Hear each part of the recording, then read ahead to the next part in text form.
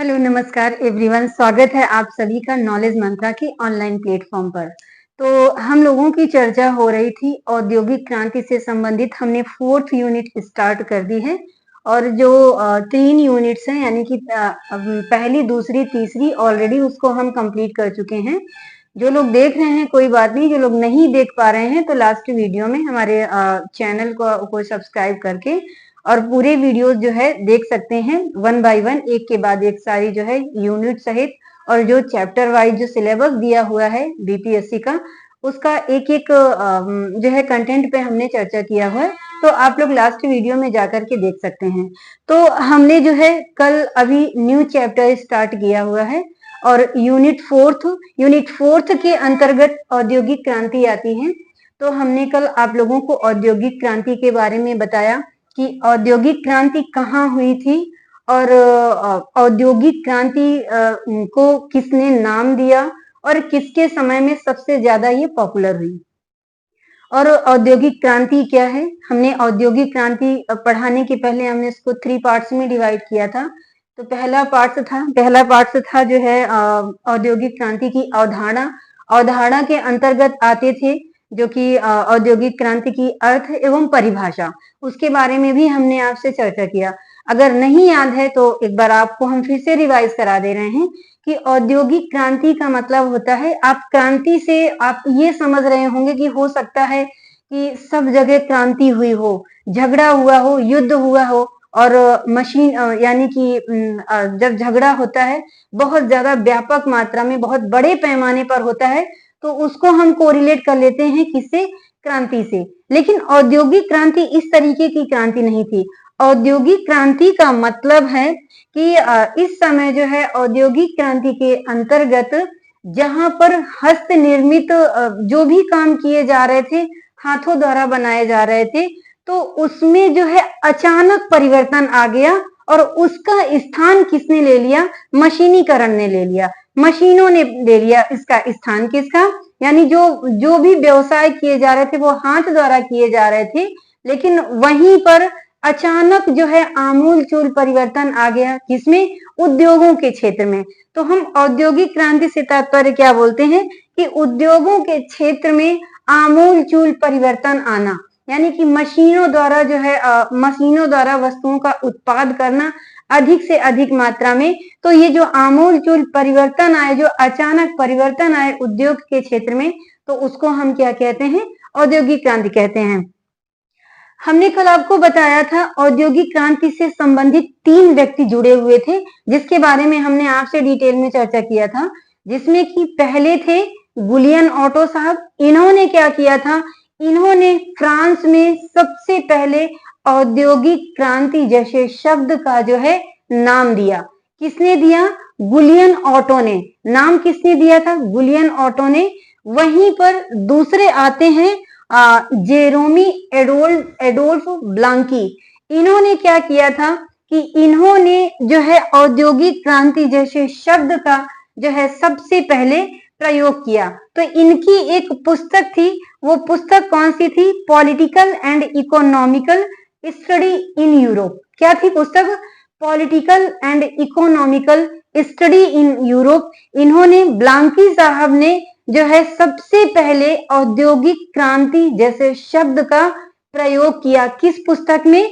इसी पुस्तक में, जो कि पुस्तक का नाम क्या है? तो पुस्तक का नाम जो हमने बताया आपको, political and economical study of Europe. इसमें जो है ब्लांकी साहब ने प्रयोग किया औद्योगिक क्रांति जैसे शब्द का। तीसरे नंबर पर कौन आते हैं? तो तीसरे नंबर पर आते हैं अर्नोल्ड टॉयनबी। ये कौन है? Arnold Toynbee. इन्होंने जो है क्या किया था? 1881 में एक लेक्चर दिया था। उस लेक्चर में, वो लेक्चर कहाँ दिया था? वो लेक्चर दिया था लंदन में। उसका टॉपिक क्या था? तो उसका टॉपिक जो है था वो था industrial revolution of 18th century in England. इसमें इन्होंने जो है बहुत अच्छे तरीके से लेक्चर में इसको जो है व्याख्यायित किया और इससे क्या हुआ? इनकी व्याख्यान से लोग इतना प्रभावित हुए कि जो औद्योगिक क्रांति थी वो सर्व लोकप्रिय हो गई। और लोगों ने औद्योगिक क्रांति जैसे शब्द को जाना कि इसका मतलब क्या है, इसका तात्पर्य क्या है। तो इसका मतलब क्या था कि उद्योगों के क्षेत्र में आमूलचूल परिवर्तन आना ही क्या कहलाता है, औद्योगिक क्रांति कहलाता है। तो आई होप आप लोग बहुत अच्छे से समझ गए होंगे। इसके बाद में हमने कल आपसे चर्चा क्या किया था कि औद्योगिक क्रांति कहाँ हुई थी, तो ये इंग्लैंड में हुई थी। और औद्योगिक क्रांति इंग्लैंड में ही क्यों हुई, इसके कारण क्या थे, तो इसके बारे में भी हमने डिटेल में चर्चा किया हुआ है। तो आप कल का वीडियो देख लेंगे, सारी चीजें आपको क्लियर हो जाएंगी। आज जो है हम पढ़ने वाले क्या है कि औद्योगिक क्रांति के अंतर्गत कि औद्योगिक क्रांति के पहले की स्थिति क्या थी इंग्लैंड की, और इसके बाद की स्थिति क्या हुई, किस तरीके से चेंजमेंट आया। तो हम ऑलरेडी आपको बता चुके हैं कि औद्योगिक क्रांति से पूर्व जो है लोग क्या करते थे कि इस समय जो औद्योगिक क्रांति के पूर्व जो है ये प्रणाली कैसी होती थी, तो ये परंपरागत प्रणाली होती थी। परंपरागत प्रणाली का मतलब जो सदियों से पुरानी प्रणाली चली आ रही, जो रीति रिवाजें चली आ रही हैं, यानी कि पहले दादा ने किया वही काम और दादा के बाद में उनके बेटे ने किया, बेटे के बाद में उनके पोते ने किया। मतलब एक परंपरागत तरीके से व्यवसाय करना, जो मतलब अपने एंसेस्टर्स को देख करके, मतलब उसमें कोई भी परिवर्तन नहीं आया था और वो उन्हीं के व्यवसाय को देख करके आने वाली जनरेशन जो है उस जो है प्रणाली को अपना रहा था। ये क्या कहलाता है, परंपरागत प्रणाली कहलाता है। तो ये मैं क्या कह रही हूँ कि परंपरागत प्रणाली उस समय प्रचलित थी, जैसे कि हथकरघा उद्योग और घरेलू उद्योग, कुटीर उद्योग, बहुत सारे उद्योग होते थे जो कि सारे काम हाथों से ही किए जाते थे। ये कब की स्थिति है, तो ये है जो औद्योगिक क्रांति हुई थी इसके पूर्व की स्थिति है। किंतु औद्योगिक क्रांति के बाद में चेंजमेंट क्या आया कि लोगों ने क्या किया कि परंपरागत प्रणाली को जो है छोड़ना प्रारंभ कर दिया और आधुनिकता में आ गए। आधुनिकता में कैसे आए, तो आधुनिक प्रणाली इन लोगों ने एक्सेप्ट किया। आधुनिक प्रणाली के अंतर्गत नवीन मशीनीकरण का प्रयोग किया। नवीन यानी कि हर क्षेत्र में, चाहे कृषि के क्षेत्र में हो, चाहे उद्योग के क्षेत्र में हो, और चाहे कृषि के क्षेत्र में हो, चाहे उद्योग के क्षेत्र में हो, यानी कि चाहे व्यापार के क्षेत्र में हो, हर क्षेत्र में जो है मशीनों का आविष्कार हो चुका था। तो लोगों ने क्या किया, परंपरागत प्रणाली को छोड़ करके यानी मशीनीकरण को अपनाया, आधुनिक प्रणाली को अपनाया। तो ये क्या आया, ये चेंजमेंट हुआ इंग्लैंड की क्रांति के पश्चात। इसके बाद में दूसरा क्या था कि जब परंपरागत प्रणाली थी, हस्त निर्मित उद्योग थे, तो जाहिर सी बात है जब हस्त निर्मित उद्योग थे, जैसे अगर वस्त्र उद्योग की बात करते हैं तो एक वस्त्र को तैयार करने में कम से कम महीनों लग जाते थे। वहीं पर जहां मशीनों का आविष्कार हुआ, तो मशीनों के आविष्कार से हुआ क्या कि उत्पादकता में जो है वृद्धि हो गई, बहुत बड़े पैमाने पर वृद्धि हुई। तो इससे हुआ क्या कि इस समय जो है लोगों को रोजगार बहुत आसानी से मिलने लगे। तो लेकिन ये हम बात बता रहे हैं किसके, औद्योगिकरण के पहले की, यानी औद्योगिक क्रांति के पहले की स्थिति क्या थी कि उस समय उत्पादन बहुत कम होता था, रोजगार भी नहीं थे, वस्तुओं की कीमतें बहुत अधिक थी।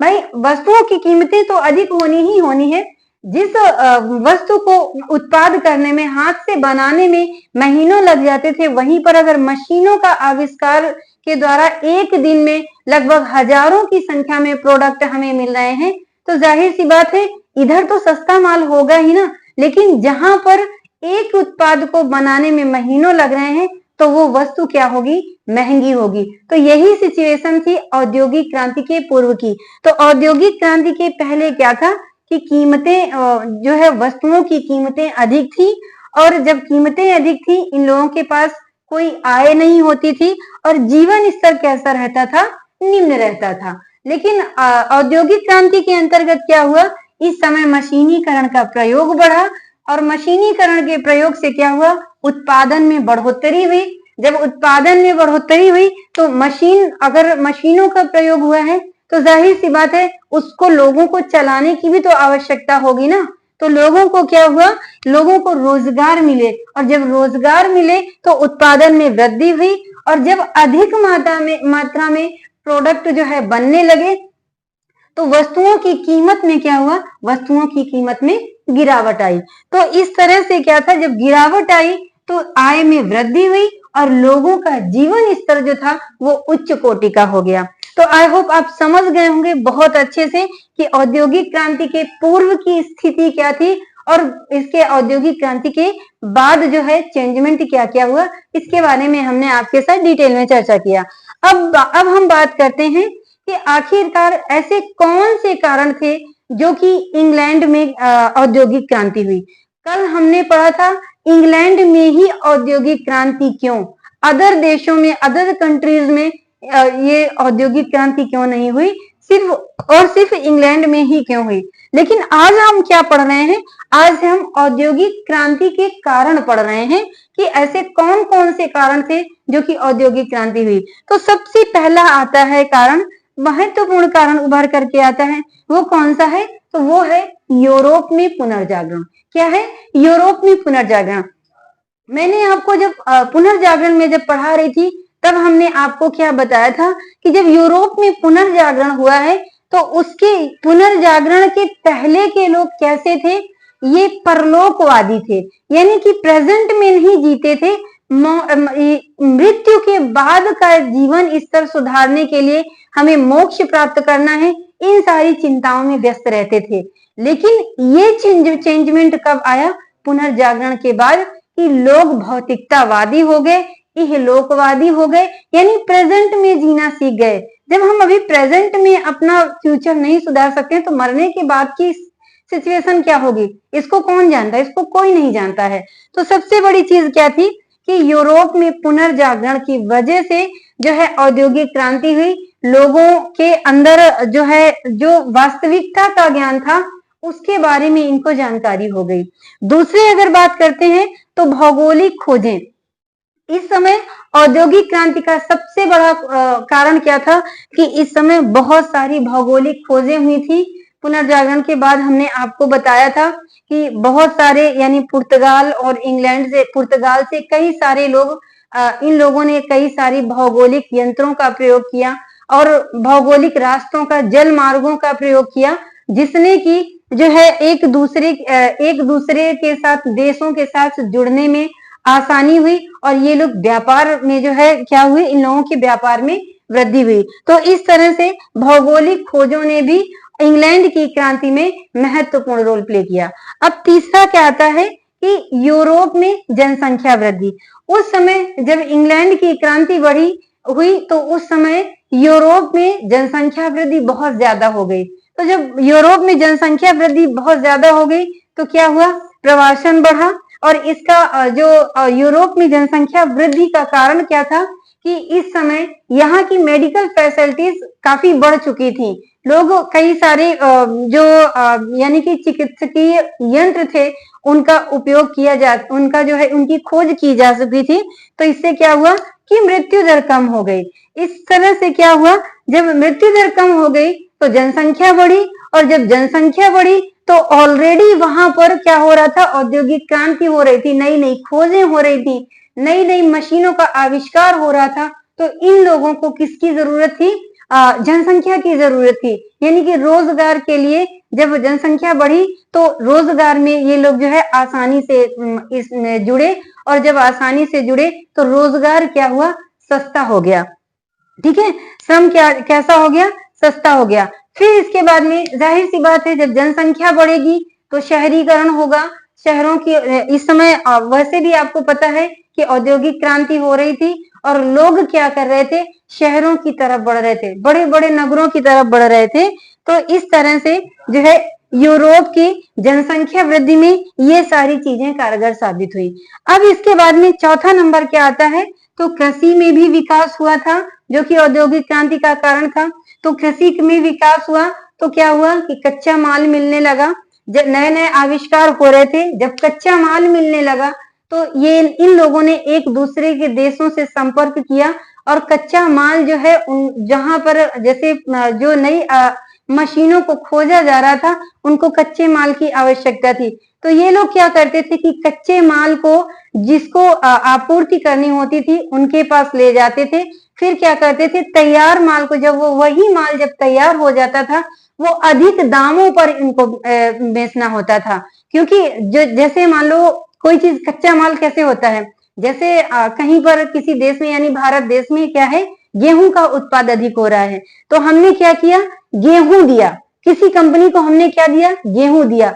उस कंपनी ने क्या किया कि उस कंपनी ने हमको जो है तैयार माल की जगह यानी पक्का माल, हमने कच्चा माल दिया ना उस कंपनी को, उसने हमें कंपनी ने बिस्किट बना करके दिया। तो उन्होंने क्या किया, गेहूं कम दामों में लिया, किंतु वहां से जो हमें प्रोडक्ट मिला यानी बिस्किट जो मिला उसको उच्च दामों पर बेचा। तो इससे क्या होगा, वो आर्थिक रूप से सुदृढ़ होंगे ना। तो सेम सिचुएशन थी यहीं पर, कहां पर, कृषि के विकास में, कि इससे जब कृषि का विकास हुआ तो जो कच्चा माल था वो जो है आसानी से मिलने लगा, और जब आसानी से मिलने लगा, जब उनको आसानी से मिलने लगा तो जो तैयार माल था वो उच्च दामों में बेचते थे, और जब ऊंचे दामों पर बेचते थे तो ये लोग जो है आर्थिक रूप से सुदृढ़ हो गए, जो कि औद्योगिक क्रांति का बहुत बड़ा कारण बना। क्लियर हुआ। इसके बाद में व्यापारिक वाणिज्य में भी वृद्धि हुई। पांचवा नंबर क्या है कि इनके व्यापार में, इनकी जो है व्यापारिक वाणिज्य में भी वृद्धि हुई। छठवां नंबर क्या है, वैज्ञानिक क्रांति आई इस समय। वैज्ञानिक क्रांति यानी बहुत सारे उपकरणों को खोजा जा रहा था, वही चीज बार बार आ रही है। इसके बाद में प्रबोधन युग।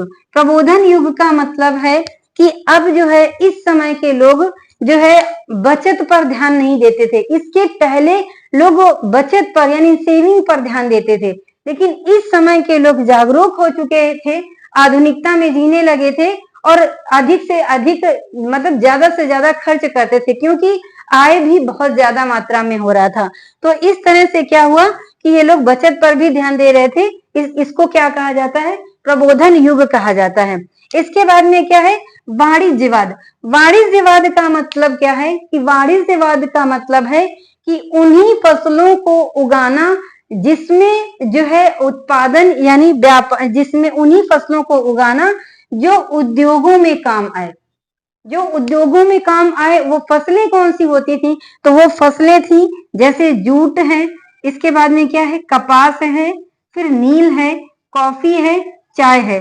तो ये जो है, ये जो फसलें उगाई जा रही थी यानी कि जो कि उद्योगों में काम आ रही थी, उनको क्या कहा जा रहा था, तो उनको वाणिज्यवाद कहा जाता था। ठीक है, तो ये थे क्या, औद्योगिक क्रांति के कारण इंग्लैंड में। अब हम क्या पढ़ने वाले हैं कि आविष्कार, प्रमुख आविष्कार व खोजें, ये दूसरा भाग है। हमने 3 पार्ट्स में डिवाइड किया हुआ था, तो पहला पार्ट हमने कंप्लीट कर दिया। दूसरा पार्ट हम स्टार्ट करने जा रहे थे कि इस समय आविष्कार व खोजें कौन कौन सी हुई। तो सबसे पहले हम बात करते हैं कि कृषि के क्षेत्र में क्या क्या आविष्कार किए गए। कृषि के क्षेत्र की अगर हम बात करते हैं तो एक तरफ हम लिखते हैं आविष्कार व आविष्कर्ता, और दूसरी तरफ मशीन। ठीक है, तो सबसे पहले आते हैं कृषि के क्षेत्र में जैथ्रोडल साहब। इन्होंने किस मशीन का आविष्कार किया था, इन्होंने सीड ड्रिल का आविष्कार किया था। किसका किया था, सीड ड्रिल। सीड ड्रिल मतलब बीज बोने की मशीन का आविष्कार किया था। किसने किया था, जैथ्रोडल ने। दूसरे हैं टाउनसेंड। कौन है, टाउनसेंड है। इन्होंने क्या दिया, जो है किस चीज को दिया, तो इन्होंने जो है फसल चक्र का सिद्धांत दिया। किसका दिया, फसल चक्र का सिद्धांत। इसको हिंदी में क्या कहते हैं, सस्यावर्तन का सिद्धांत, यानी क्रॉप रोटेशन का सिद्धांत। यानी कि हर साल जैसे अभी जैसे यहाँ की जो फार्मर है वो लोग क्या करते हैं, हर साल गेहूं अपने खेतों में बोते हैं। तो इससे क्या होता है, एक ही फसल के बोने से जो जमीन की जो उत्पादकता होती है, उर्वरकता होती है, वो कम हो जाती है। तो इन्होंने फसल चक्र का सिद्धांत दिया। इन्होंने हर साल फसलें चेंज करके बोने का निर्देश दिया। जैसे इस वर्ष हमने अपने खेत में गेहूं बोया है, तो नेक्स्ट वर्ष जौ बोना है, इसके नेक्स्ट वर्ष राई बोना है, और इसके बाद में शलगम बोना है, और इस शलगम के बाद फिर जो है गेहूं बोना है। तो ये क्या है, ये फसल रोटेशन का सिद्धांत किसने दिया था, तो टाउनसेंड ने दिया था। इसके बाद में एक आते हैं आर्थर यंग। तो आर्थर यंग ने क्या दिया था, इन्होंने नई कृषि की अवधारणा दी थी। क्या दी थी? नई कृषि की अवधारणा। इन्होंने एक बुक लिखी थी, उस बुक का क्या नाम था? Annuls of agriculture. क्या था? Annuls of agriculture. इसी में इन्होंने जो है क्या, एनक्लोजर एक्ट यानी बाड़ावादी एक्ट के बारे में बताया। एनक्लोजर एक्ट क्या है? ये बाड़ावादी एक्ट क्या है? एनक्लोजर एक्ट का मतलब है, जो फार्मर होता है ना, अपने यहाँ शायद, हमारे यहाँ इसको चकबंदी के भी नाम से जानते हैं। तो जो बाड़ावादी अधिनियम होता है या एनक्लोजर एक्ट होता है, इसके तहत क्या होता है, जो छोटे किसान होते हैं, तो उन छोटे किसानों के कई टुकड़े काफी एरिया में फैले हुए होते हैं, अलग अलग जगहों पर। तो इस एनक्लोजर एक्ट के तहत इन्होंने क्या बताया कि जो छोटे किसान हैं, तो उनके छोटे छोटे कई सारे खेत बिखरे हुए हैं, उनके छोटे छोटे टुकड़ों को कलेक्ट करके एक जगह दे दिया जाए। तो इससे क्या होगा कि इससे उनको जैसे खेत की बुआई करनी है, जुताई करनी है, तो जो कृषि यंत्र के जो उपकरण थे, उनको यूज करने में आसानी हो जाएगी और उनको बहुत ज्यादा कठिनाई नहीं उठानी पड़ेगी। तो इस तरह से ये लेकर के क्या आए थे? Enclosure act. और इनके एक्ट को इंग्लैंड सरकार ने एक्सेप्ट भी किया और लागू किया। इस समय कब? पुनर्जागरण के समय। इससे क्या हुआ कि औद्योगिक क्रांति में के समय जो उत्पादकता थी, वो बहुत ज्यादा मात्रा में बढ़ी। इसके बाद में चौथे नंबर पर कौन आते हैं? तो चौथे नंबर पर आते हैं रॉबर्ट बैकवेल साहब। इन्होंने क्या किया था? एक ऐसी भेड़ की नस्ल तैयार की थी जिससे कि ऊन का उत्पादन भी बहुत ज्यादा मात्रा में होता था और ये भेड़ दूध भी अधिक देती थी। इन्होंने क्या किया था कि भेड़ की लेसेस्टर नस्ल बनाई थी। लेसेस्टर नस्ल से की विशेषता क्या थी कि ये ऊन की मात्रा भी अधिक मात्रा में उत्पादन करती थी और दूसरा क्या था, दूध भी जो है अधिक मात्रा में देती थी। इसके बाद में 5वीं नंबर पर आते हैं लाइविंग बोहलर साहब। इन्होंने क्या किया? इन्होंने एनपीके यानी कि यूरिया को बनाया। ये यूरिया क्या है? नाइट्रोजन, पोटास और फास्फेट को मिला करके इन्होंने यूरिया का निर्माण किया। इससे क्या हुआ कि फसलों में जो है वृद्धि हुई, यानी उत्पादकता में वृद्धि हुई। तो इस तरह से यूरिया बनाकर इन्होंने क्या किया? उत्पादन में जो है वृद्धि किया। छठे नंबर पर आते हैं मैककार्निक। इन्होंने क्या बनाया था? तो इन्होंने फसल काटने की मशीन का आविष्कार किया था। तो इस तरह से ये प्रमुख आविष्कार करते थे किस क्षेत्र में? कृषि के क्षेत्र में, जो कि कृषि के लिए बहुत इंपॉर्टेंट रोल प्ले किया। और ये किसके अंतर्गत आते हैं? ये इंग्लैंड की औद्योगिक क्रांति के अंतर्गत आते हैं। तो आई होप आप लोग बहुत अच्छे से समझ गए होंगे। अगर किसी भी चीज में डाउट्स लगता है तो आप कमेंट्स बॉक्स में कमेंट्स कर सकते हैं, और या फिर कमेंट्स बॉक्स में कमेंट्स कर सकते हैं, या फिर अगर आप वीडियो को 1 से 2 से 3 बार देख लेंगे तो सारी चीजें आपको क्लियर हो जाएंगी। तो आज के लिए इतना ही, और नेक्स्ट डे हम नए टॉपिक के साथ आपके समक्ष उपस्थित होंगे। लेकिन जाने के पहले एक बार ये जरूर कहेंगे कि आप अगर पहली बार हमारे चैनल को देख रहे हैं तो आप हमारे चैनल को लाइक, शेयर व सब्सक्राइब करें, और जिन बच्चों ने सब्सक्राइब कर लिया है वो ज्यादा से ज्यादा शेयर करें। तो आज के लिए इतना ही, और मिलते हैं नेक्स्ट डे नए वीडियो के साथ। तब तक के लिए धन्यवाद।